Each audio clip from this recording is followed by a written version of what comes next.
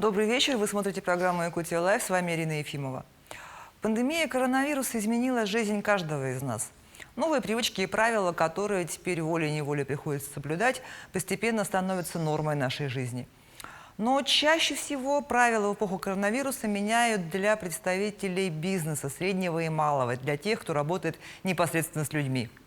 Зачастую это сфера общепита. Закрытие ресторанов и фудкортов, возвращение возможности работать определенное, ограниченное количество времени, введение QR-кодов, последующая их отмена – это не полный список того, к чему пришлось адаптироваться тем, кто хотел сохранить свой бизнес.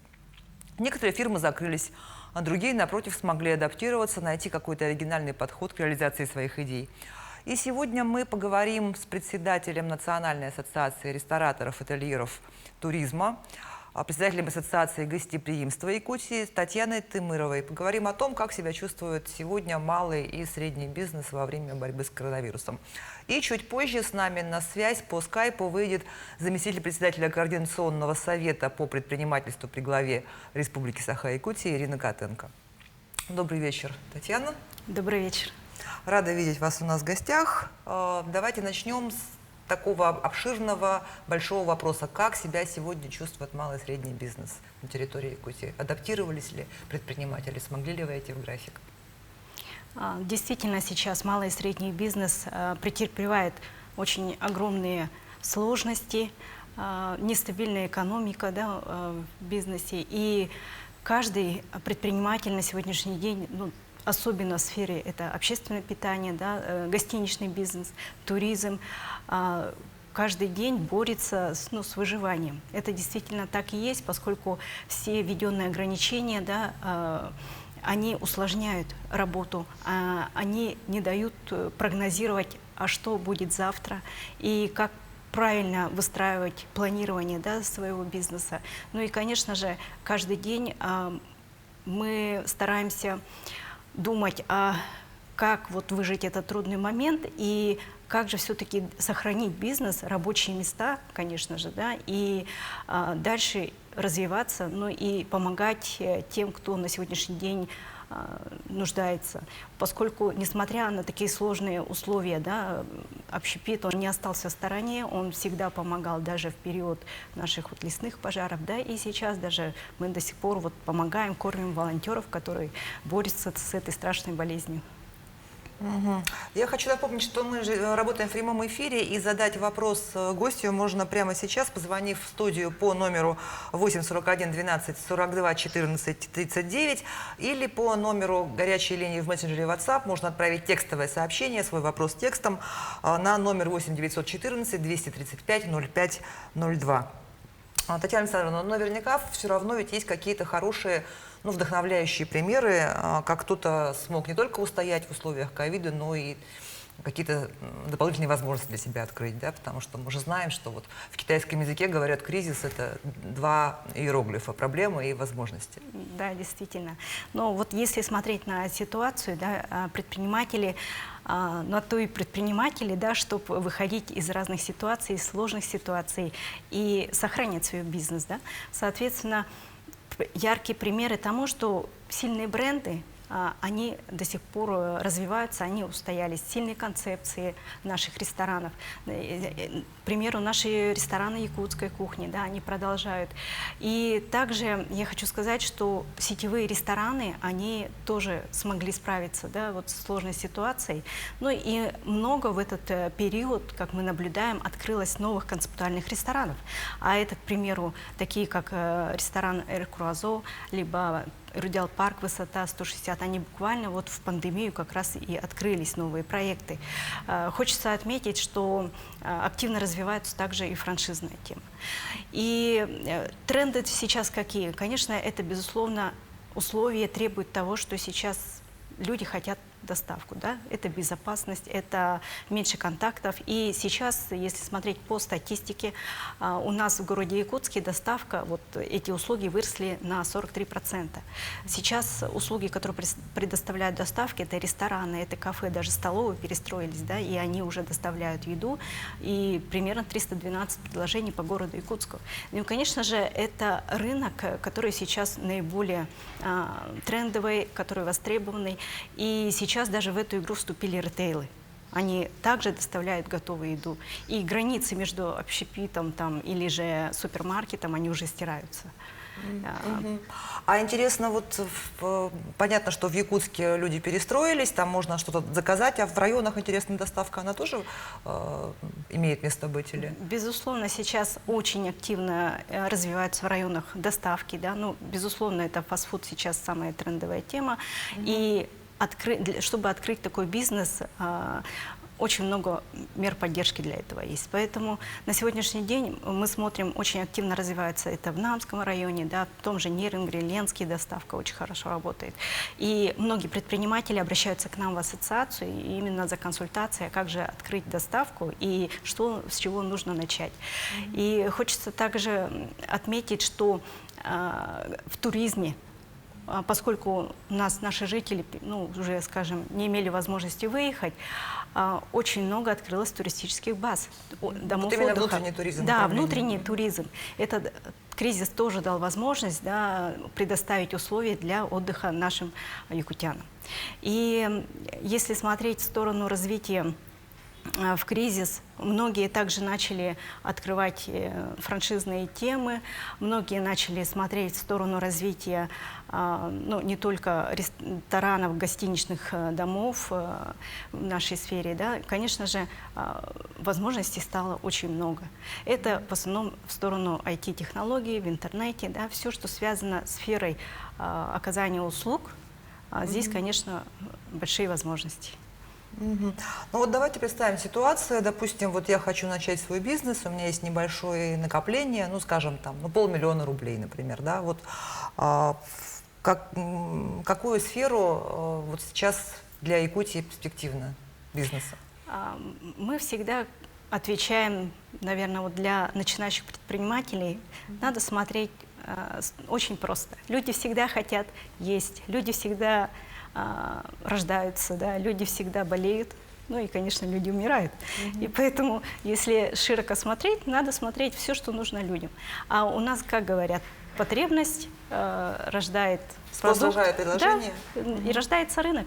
Соответственно, сейчас что в тренде? Многие говорят, это все, что связано сейчас с поддержанием здоровья, значит, физической формой. И мы рекомендуем молодым предпринимателям как раз вот открывать в этой сфере свой бизнес. Если говорить сфера общественного питания, конечно, очень легко сейчас открывать по франшизе. Если ты ничего не понимаешь, там, как создать этот бизнес, предложений по франшизе очень много. И также, конечно, это открывать, вот сейчас, наверное, популярно будет, это вот базы, дома отдыха.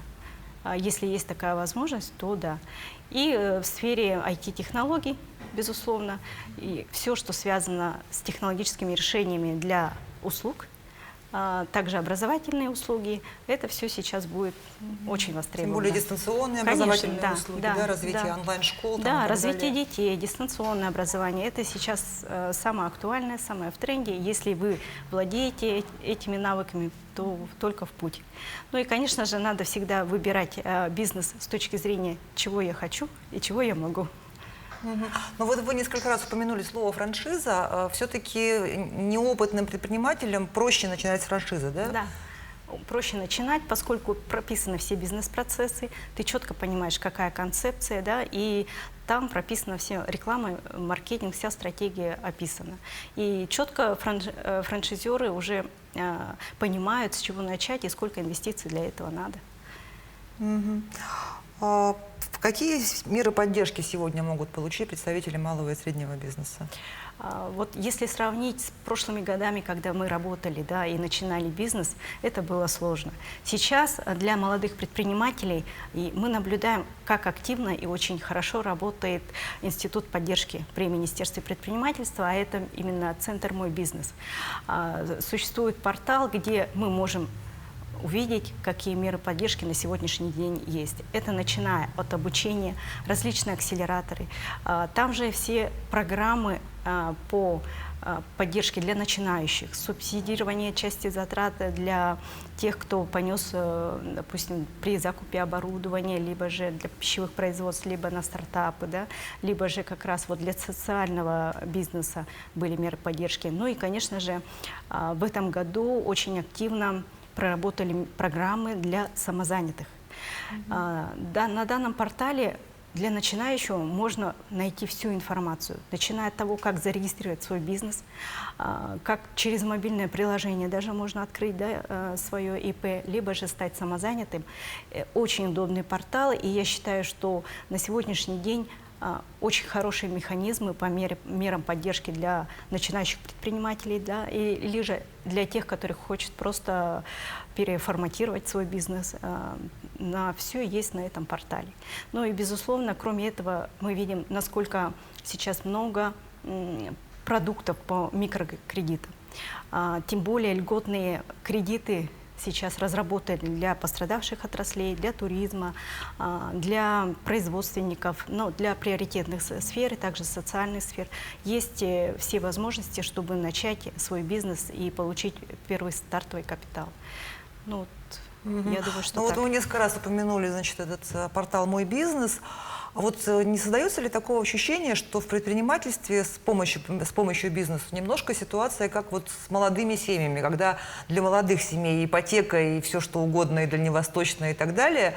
То есть я говорю о том, что все меры направлены на то, как свой бизнес начать. А вот с предпринимателями, которые действуют уже, которые работают. Ну вот как раз-таки мы как бизнес-сообщество, да, всегда находим компромиссы, взаимодействие с органами власти, когда мы говорим, а что нужно бизнесу, вырабатывая совместные меры поддержки для действующего бизнеса. Безусловно, это, например, сейчас активно выделяются гранты, выделяются федеральные деньги, да, субсидирование на развитие того же туризма, да, туристических объектов. Также идет помощь по классификации, бесплатно проводили классификацию звездности гостиниц. Ну и, конечно же, мы, как и действующие предприниматели, имеем возможность пройти все бесплатное обучение, акселераторы для упаковки же того же своего бизнеса, действующего под франшизу, к примеру. Да, я лично сама проходила такое обучение. Ну и, конечно же, на сегодняшний день мы видим, что основные меры поддержки, которые требуются сейчас вот, в период такой сложной ситуации экономической, да, это субсидирование затрат, которые мы понесли, и субсидирование на развитие, когда ты понимаешь, что в какой части тебе надо помочь развиваться. Ну и в этом году мы также получили субсидию на количество вот сотрудников, которые мы имеем в штате, да, в размере минимального размера оплаты труда. А вот насколько туризм сейчас вернулся как бы на круги своя? То есть с одной стороны, создается ощущение, что наоборот стало больше туристов внутренних из России, скажем так, да, потому что ну, люди не поехали за границу, некоторые поехали в Якутию, например, отдыхать. Вот. Ну, я скажу так, что Якутия никогда не была таким массовым туристическим... Ну, и не будет, наверное. Да, ну, в связи с нашими условиями. Ну, и, конечно, в то время и авиаперелеты были очень такие недоступные, да, по цене. И если говорить о развитии вот сейчас, на сегодняшний день, туризма, это, безусловно, пока внутренний туризм. Мы понимали, что к нам приезжали в основном это командировочные, но поскольку сейчас все проходит по ВКС, по Зумам, да, все совещания, то таких, конечно, уже гостей стало меньше. И загрузка отелей буквально была, знаете, ну, 30%, максимум 60%. Вот сейчас более-менее начинает уже поток туристов, приезжих, да, вот как-то ощущаться. И в основном, конечно, люди, наши гости приезжают, это посетить Ленские столбы. Ну и, конечно, вот мы надеемся, что в этом году, если вся пандемия, эта наша история закончится, то ожидаем гостей на наш праздничный СЭХ. Также мы ждем на фестиваль «Полюс холода» в марте, да, и, конечно же, ждем туристов на наш фестиваль «Зима начинается в Якутии». Да. А изменилась ли аудитория ресторанов вот за эти 2 года? Портрет гостя вот среднего изменился, нет? Вы знаете, скорее всего, не с точки зрения сам гость поменялся, а отношение гостя. То есть его эмоциональная составляющая, да, и сейчас люди стали больше, наверное, психологически, скажем, ну, сложность, да, у людей, поскольку мы все в ограничениях, все нервничаем и хотим прийти куда-то расслабиться, а здесь у тебя еще требует QR-код, и здесь очень такой, скажем, напряженная ситуация бывает, когда встречаешь вот гостей. И задача, конечно, того же официанта, да, сделать так, чтобы гость пришел, расслабился и отпустил все свои какие-то внутренние тревоги и просто отдохнул в заведении, да. И здесь большую работу мы, рестораторы, ведем на то, чтобы учить наших официантов эмоциональному сервису, учить тем коммуникациям, которые сейчас необходимы, то есть те скиллы, да, которые требуются для того, чтобы правильно расположить гостей и снизить весь негатив, который льется со всех, наверное, сторон, интернета, соцсетей и прочее. А вот, кстати, какое ограничение было самым тяжелым для общепита? Это QR-коды или это рассадка столов, или то, что время работы ограничили? Безусловно, когда первый локдаун случился и сказали все, весь общепит не работает, и до сих пор запреты есть для клубов, до сих пор есть запреты для развлекательных центров детских, да, то, конечно, этот бизнес, он сейчас в упадке. Я вижу много объявлений, когда уже продают клубы, продают детские центры. Мы видели за 2 года, сколько закрылось таких заведений, да, и смотреть на это тяжело. В том числе и банкетные залы были под запретом. Ну и играющая роль вот в этом году, это, ну вот с прошлого года даже, да, это введение QR-кодов. Мы потеряли огромное количество гостей, которые не смогли попасть, да, хотя общепит, он был первый из тех, кто привил полностью свой персонал, да, и старался мотивировать своих гостей, чтобы они все получили прививки. Ну и до сих пор, конечно, нам очень трудно восстановиться, вот пока действуют эти QR-коды. Когда мы с вами говорили о помощи бизнесу, вы говорили о том, что Министерство предпринимательства, развития туризма и оказывает такие услуги консультационные и так далее. Вот какую бы вы оценку дали министру предыдущему Ирине Сергеевне Высоких, вот результаты ее работы? Ирина Сергеевна, я считаю, очень сильная личность, да, профессионал свое дело, и за это время работы она сумела выстроить очень правильную системную работу взаимодействия именно бизнеса и власти. Всегда ее двери были открыты, и мы всегда со своими идеями, предложениями могли напрямую высказываться. Все бизнес-сообщества имели прямой контакт и всегда выстраивали очень правильный диалог. И, конечно, когда вот идет такая системная работа, эффективность министерства намного выросла с точки зрения именно для чего само министерство и должно работать. Да? Это для поддержки бизнеса, это для развития бизнеса. И я считаю, что за ее период работы очень много правильных решений, очень много программ для развития бизнеса были внедрены. И я надеюсь, что все, что было, ну, как бы в ее время... этот вектор сохранится, да? Да, вектор сохранится, и те начатые проекты, они будут до конца доведены. И у нас на связи заместитель председателя Координационного совета по предпринимательству при главе Республики Саха-Якутия Ирина Котенко. Ирина Владимировна, добрый вечер.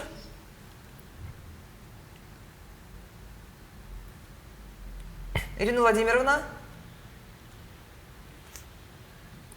Здравствуйте. Давайте обсудим итоги вчерашней встречи главы Республики Арсена Николаева с руководителями ведущих бизнес-сообществ и Координационного совета. Какие вопросы вам удалось обсудить? Ну, вопросов было очень много. Мы успели за 2 часа обсудить 4, но это очень важный вопрос. Закон Республики о налоговой политике. Это в отношении имущества очень важный вопрос для торговых центров. Почему? Потому что если раньше они платили 0,3% с налога, то сейчас должны заплатить 2%, а это очень много. Если, например, взять торговый объект «Силуэт», вот посмотрите, если раньше они платили где-то 250-300 тысяч, то должны будут заплатить 2 600 000. То есть это очень большой разрыв, и, естественно, очень большая нагрузка будет на предпринимателей. Второй вопрос, ну это, естественно, ограничительные меры в период пандемии. Я думаю, уже Татьяна Александровна несколько осветила эту проблему. Третий – о занятости в малом и среднем бизнесе. Вы знаете, что кадровый голод у нас очень большой, рук не хватает. И, естественно, уже мы не говорим о том, чтобы развиваться далее, а речь пока идет о стагнации. Ну и, естественно, вопрос наболевший для всех руководителей частных детских садов – это детские деятельность частных детских садов. 4 вопроса, в принципе, успели за 2 часа обсудить, но не главные, важные для нас. Ну вот, кстати, о частных детских садах. Вопрос о вовремя доведенном финансовом обеспечении, он вроде бы как был решен, насколько понятно из новостей. А вот вопрос с бесплатными тестами удалось ли решить? Он всегда решался. Единственный вопрос, что с задержкой. И, естественно, это очень сильно било по репутационным потерям наших предпринимателей, руководителей детских частных садов. Деньги не своевременно поступали, естественно, это влияло и на то, что они кредитовались намного больше. Они брали в долг продукты питания, а рассчитываться своевременно не могли. И каким-то образом, конечно, в данный момент, как сказал министр финансов, деньги заложены в бюджет. Все руководители детских частных садов сдали свою отчетность и сдали все свои необходимые документы для получения данных субсидий. И в марте месяце, насколько я поняла, за второе полугодие уже будет корректировка в бюджете. А вот вопрос с тестами на ковид, которые бесплатно предоставляют государственным детским садам, муниципальным, и частники были вынуждены покупать такие тесты за свой счет. Вот этот вопрос решился? Вы знаете, Будет ли решен? было очень приятно, что данный вопрос решился сразу, тут же на заседании, на встрече с главой. Мэр города Григорьев сразу сказал, что вы якобы к нам не обращались, и поэтому вопрос не решался. Обращайтесь, мы решим. Но именно в тот же день сразу все получили, руководители частных садов, приглашение, и им будут выданы бесплатные тесты для сотрудников частных образовательных Это здорово, учреждений. все бы вопросы так сразу решались. А вот Ой, было бы супер. А про налоговые льготы для торговых центров, вот то, что вы вначале сказали, там какие-то конкретные поручения тоже были? Да, мы настаивали на том, чтобы у нас уполномоченный по защите прав предпринимателей и министр по предпринимательству вошли в налоговую комиссию с правом голоса. Ранее этого не было. Все-таки при обсуждении налоговых льгот, налогов на будущее, наши непосредственные люди, которые занимаются предпринимательством, они должны знать и иметь свою тактику, стратегию в отстаивании наших интересов. Это прямо решилось тоже на заседании, без всяких проблем. Затем мы попросили, чтобы рабочая группа, которая постоянно работает при уполномоченном по налоговой политике, по налоговой стратегии, чтобы она была непосредственно привязана и с правительственной налоговой комиссией. Быть постоянно в связке и отражать интересы друг друга, это было бы здорово. Тоже это поручение вошло. Ну и, конечно, самое основное, мы решили собрать круглый стол, дополнительно их было много, но еще дополнительно при уполномоченном будет круглый стол, рабочая группа, которая непосредственно финансово прямо просчитает, какие льготы необходимы на данный момент предпринимателям, которые работают и которые содержат торговые центры, и как отразятся льготы, которые представлены в данный момент уже в принятом законе. 2% – это максимальная ставка по налогу, но при этом 1000 квадратных метров торговый центр может отнять от своей оплаты. Например, если 5000, то он будет платить только за 4. Наш глава сказал, давайте все-таки посчитаем, сколько будет для предпринимателя стоить 1000 квадратных метров, сколько 2000, сколько 3000, потому что действительно они тоже пострадали во время пандемии, пришли другие формы работы, такие как интернет, как доставка и уже услуги такие, какие предоставляет торговый центр, они могут быть мало востребованы в будущем. Поэтому им надо помогать. Ирина Владимировна, ну и последний у меня к вам вопрос. Вот как, по вашему мнению, как скоро, то есть сможет якутский бизнес вообще оправиться от последствий пандемии и того, что происходит? Вы знаете, сложно прогнозировать, но вы знаете, я думаю, что не скоро. Очень не скоро. И могу сказать почему. Потому что государство, в принципе, наши те федеральные законы, они еще больше напрягают предпринимательство. В каком плане? Якобы в приведении в соответствии качества товаров и продукции, услуг вводится очень много других, причем сильно оплачиваемых, будем говорить так, с сильной нагрузкой такой ценовой программ. Это такие, как маркировка, это такие, как касса онлайн. Это очень много сейчас будет стоить в дальнейшем маркировка воды, молока, мороженого, да, сыров, шин, прочее, прочее. Ведь наши такие большие расстояния, логистика большая, и с нашим интернетом очень тяжело конкурировать с центральными районами, согласитесь. И у нас стоимость интернета и стоимость интернета, например, в Москве, ну будем даже не Москву брать, а Смоленскую область, она существенно разнится. Поэтому, в принципе, пока не нацелено государство наше помогать бизнесу, чтобы оно выспело в будущем. Вы знаете, просто вот, например, когда сравниваешь Якутск там с той же, даже, ну, не с Москвой, а со средней полосой России, многие отмечают, приезжие, то, что у нас очень много именно своего бизнеса, да, своей продукции, свои какие-то небольшие магазины продуктовые, в отличие от того, что там все в больших сетях, все в больших ритейлах, все поглощено, значит, ну, крупными игроками. А у нас все-таки вот мелкий бизнес, малый и средний бизнес, он вот более представлен по сравнению с остальной Россией. Вот. И вот как вы считаете, вот эта ситуация, она вообще, ну, она же должна радовать, и сохранится она, смогут ли вот наши выстоять в последующем, или как вот на этот счет вы как думаете? Вы знаете, я думаю, что да. Почему? Потому что у нас очень хорошо развита региональная поддержка, целевая поддержка, особенно производство. Поэтому я считаю, что именно вот этот сегмент микробизнеса, он будет расти. И он будет востребован, самое основное, потому что все свое это качественное, без дальней логистики и без тех затрат, будем говорить, которые, в принципе, к нам приходят извне, вне республики. Спасибо вам большое, Ирина Владимировна. Мы возвращаемся в студию. Татьяна Александровна, но вот в дополнение, как еще государство могло бы помочь пострадавшему бизнесу? Ну, безусловно, это, конечно, всегда говорят, лучшая помощь – это когда меньше тебя контролируют, да, меньше зарегулированности, да, во всех сферах. Вот, как сказала Ирина Владимировна, действительно, введение новых требований по маркировке.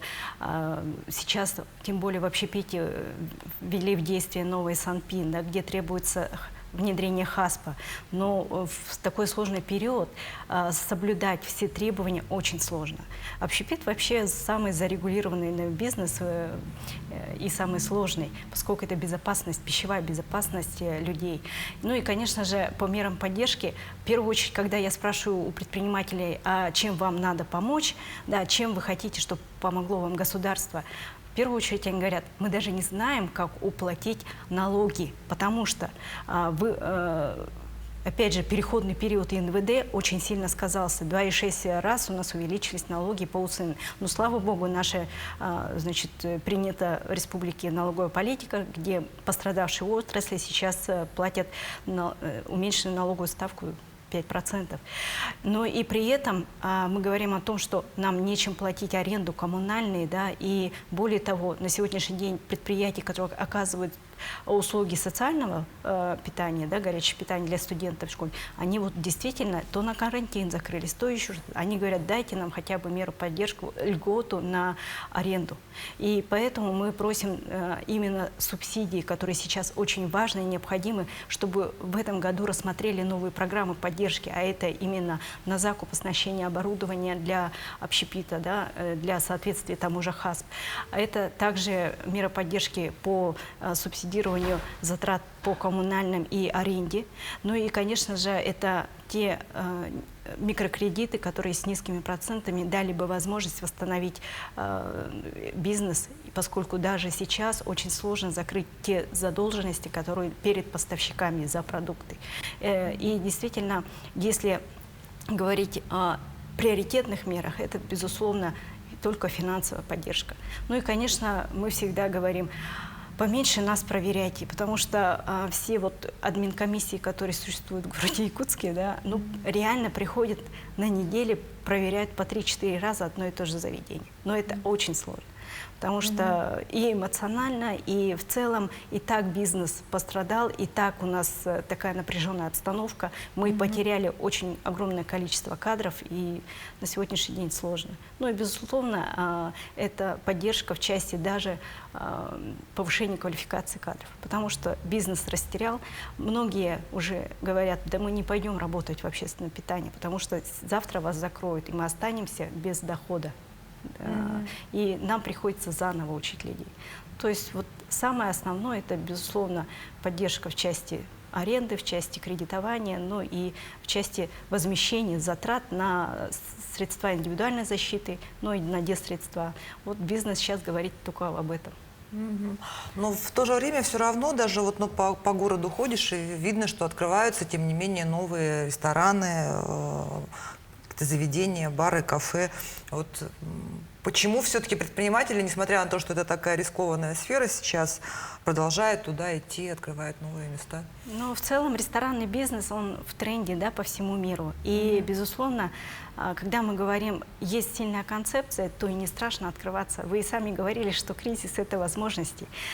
Есть такие предприниматели, которые попросту поменяли концепцию, переориентировались, открыли и сделали другое название, другую концепцию. Да? Есть такие предприниматели, которые вот также открывают по франшизе. Вот мы видим, сколько и KFC открылось, да? Мы видим по франшизной Додо Пицца очень активно развивается. Мы видим, что люди заходят на рынок, ну, я наблюдаю в основном те, у которых есть возможности, допустим, строительная фирма, да, они имеют свою площадь, они решили открыть ресторан. У них нет затрат на содержание там помещений. Поэтому здесь каждый предприниматель решает, да, и, конечно, он рискует. Безусловно. Но при этом мы говорим, что вот в кризис ты реально можешь открыться, развиться и дальше вот расти и развиваться. Все-таки это возможность. А вот, кстати, давно хотела спросить, есть такой маркетинговый миф о том, что ресторан, ну вот кафе какое-то, оно не может работать больше 3 лет с одной и той же концепцией. Типа каждые 3 года нужно поменять вывеску, поменять что-то, интерьер поменять, открыться под другим названием. Вот. Это миф или это действительно так и есть, рабочая схема? Нет, на самом деле, ну, в большинстве своем, да, говорят, жизнь ресторанов даже не то, чтобы 3, а 5-6 лет. Да? 5-6 лет потом ты должен поменять что-то, либо внутри, либо действительно концепцию. Но это, наверное, скорее всего, сложившаяся практика, да, практика. Но при этом я не думаю, что это миф. Но даже взять, есть рестораны, которые существуют и по 10, и 12, 13 лет, да. К примеру, взять даже «Панда и журавль». Ресторан, который уже 13 лет существует. Ну, или Тыгын-Дархан. Тыгын-Дархан возьмите, да, или же концептуальные такие наши вот основные игроки, которые уже по много лет, тот же Махтал, Атласовый, да, это мы говорим здесь, наверное, больше о концепции, которая сильно устоявшаяся, и той кухни, которая постоянно имеет качество, и гости любят. Тогда будут всех ходить, и я думаю, что нет смысла менять концепцию, когда бизнес успешно развивается. Ну, кстати, я вам хотела еще выразить слова признательности, наверное, за вообще огромный вклад, который вы сделали. Я говорю о конкурсе, фестивале «Вкус Якутии», да, благодаря которому у нас вот вообще на самом деле поменялась ситуация с общепитом, именно вот национальным общепитом. И так далеко не во всех регионах. Далеко не во всех. То есть вот я, например, была на Алтае, когда там обсуждали, был экологический форум, обсуждали туризм. Вот. А у них там совершенно вот нету национальных блюд в меню никаких. Ну, действительно, вот за 8 лет создания этого проекта «Вкус Якутии» он стал, наверное, основой, базисом развития туризма, внутреннего туризма, событийного туризма. И как раз очень важной составляющей нашего фестиваля «Зима начинается с Якутии». Гастрономический фестиваль, он же по большому счету дает толчок развитию многим сферам. Это развивается не только шеф-повар, да, который участвует в этом проекте, это, безусловно, весь коллектив участвует, и вся республика следит за тем, а какие новые блюда в этом году будут представлены на каждом вот фестивале. И мы, причем в последнее время, стали же выбирать темы фестиваля. В этом году мы развили тему Арктики и кухни народов Крайнего Севера, да, и забытые старые рецепты развиваем. При этом шеф-повара говорят так, что, вот, слава богу, в этом году нам разрешили проводить его очно, и они говорят, мы развиваемся благодаря фестивалю, как профессионально, так и в целом. И для них это большой праздник, больше, чем Новый год. Ну что ж, Татьяна Александровна, спасибо большое, что пришли к нам в студию, ответили на наши вопросы. Мы все очень надеемся, что вскоре сможем вернуться к привычному образу жизни и бизнес в том числе. Желаю вам успехов в вашей работе. Спасибо большое. Мы надеемся, что буквально на днях снимут все ограничения, и будет уже легче работать всему бизнесу, и дальше будем развиваться. На этом выпуск программы «Якутия Лайф» подошел к концу. Меня зовут Ирина Ефимова. Смотрите нас по будням 19:15. Расскажем, чем живет Якутия.